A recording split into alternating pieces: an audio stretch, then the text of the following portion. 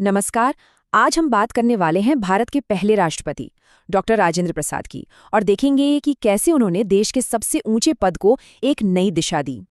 अक्सर ये सवाल उठता है कि भारत का राष्ट्रपति क्या वो सिर्फ एक रस्मी पद है, एक सेरेमोनियल हेड? लेकिन क्या ये सच है? इस सवाल का जवाब हमें मिलेगा उस शख्स की कहानी में जिसने सबसे पहले इस कुर्सी को संभाला था। तो चलिए इस कहानी में थोड़ा और गहरा उतरते हैं। देखिए, राष्ट्रपति बनने से पहले ना डॉक्टर प्रसाद का एक लंबा सफर रहा है और इसी सफर ने उन्हें इस बड़ी जिम्मेदारी के लिए तैयार किया था। उनका सफर देखिए, एक स्वतंत्रता सेनानी से लेकर संविधान सभा के अध्यक्ष तक, ये बहुत ही अहम है। वो महात्मा गांधी के सबसे करीबी लोगों में से एक थे, कांग्रेस के अध्यक्ष भी रहे।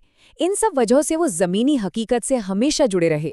मतलब उन्होंने राष्ट्रपति पद के नियम सिर्फ पढ़े नहीं, बल्कि उनको बनाने में, उनको लिखने में मदद की थी। अच्छा, तो अब आगे बढ़ते हैं और देखते हैं कि कहानी कैसे आगे बढ़ती है।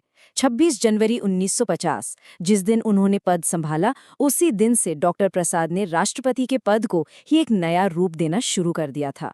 अब यहाँ एक बहुत ही दिलचस्प बात है और वो है इसके पीछे की सोच। जरा सोचिए, जो वाइसराय हाउस ब्रिटिश राज की ताकत और शानो शौकत का प्रतीक था, उसका नाम बदलकर उन्होंने राष्ट्रपति भवन कर दिया। मतलब सिर्फ नाम नहीं बदला, उसकी पूरी शाही पहचान को हटाकर उसे भारतीय सादगी और मूल्यों का केंद्र बना दिया।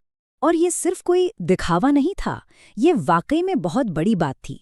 सोचिए, उनकी तनख्वाह थी 10,000 रुपये महीना, जिसमें से वो अपने लिए सिर्फ 2,500 रुपये रखते थे, बाकी सब कुछ देश के नाम।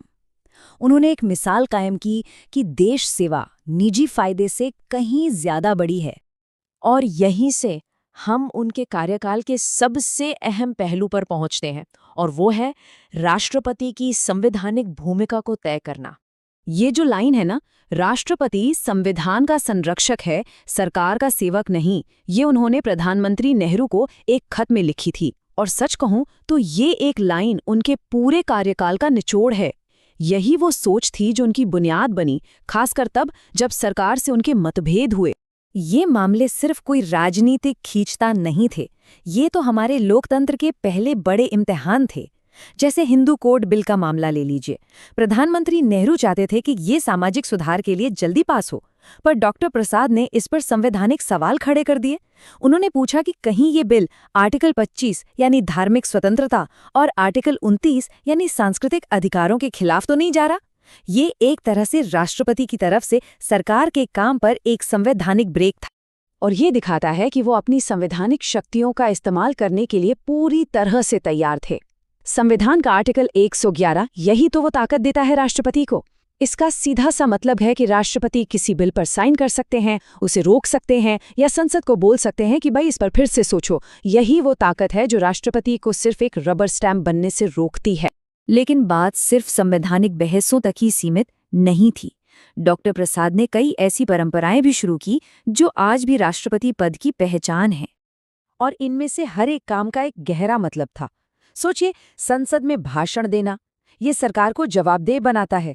अलग अलग राज्यों में जाना, ये देश की एकता को मजबूत करता है। और सबसे जरूरी, सेना को राजनीति से दूर रखना, ये तो लोकतंत्र की सबसे बड़ी गारंटी है। कुल मिलाकर उन्होंने राष्ट्रपति के पद को आम जनता से जोड़ा। और उनका ये लोकतांत्रिक रवैया तब और भी साफ दिखता है जब हम इमरजेंसी पावर्स के इस्तेमाल की बात करते हैं। आर्टिकल 356 यानी किसी राज्य में प्रेसिडेंट्स रूल लगाना, ये हमेशा से एक बहुत बड़ा और विवादास्पद मुद्दा रहा है। लेकिन डॉक्टर प्रसाद ने इसका इस्तेमाल ना के बराबर किया। उन्होंने ये साबित किया कि उनके लिए लोकतांत्रिक प्रक्रिया का सम्मान सबसे ऊपर है। तो जो सबसे अहम बात है वो ये कि उनकी विरासत सिर्फ उनके काम से नहीं बनी, बल्कि इस बात से भी बनी कि उन्होंने उस पद को छोड़ा कैसे। सही मायनों में उनके सार्वजनिक जीवन का ये जो आखिरी हिस्सा है ना, ये शायद लोकतंत्र और विनम्रता का सबसे बड़ा सबक है। उनके इस एक कदम ने यह हमेशा के लिए तय कर दिया कि कोई भी इंसान संस्था से बड़ा नहीं हो सकता। पद आते जाते रहते हैं, लेकिन संस्था और देश वो हमेशा सबसे ऊपर है। और शायद इसीलिए कई संविधान के जानकार और इतिहासकार उन्हें राष्ट्रपति पद की आत्मा कहते हैं। उन्हें उनकी ताकत के लिए नहीं, बल्कि उस सम्मान, उस नैतिक अधिकार के लिए याद किया जाता है जो वो इस पद के लिए लेकर आए। तो डॉक्टर प्रसाद के कार्यकाल ने ये तो साबित कर दिया कि राष्ट्रपति का पद सिर्फ एक रस्म अदायगी नहीं है, ये तो संविधान की आत्मा का रक्षक है, उसकी अंतरात्मा की आवाज़ है। उन्होंने आने वाले समय के लिए एक बहुत ऊंचा मयार, एक स्टैंडर्ड सेट कर दिया। अब सवाल ये उठता है कि क्या आज राष्ट्रपति का पद उसी संवैधानिक गरिमा को बनाए हुए है? इस पर सोचना तो बनता है।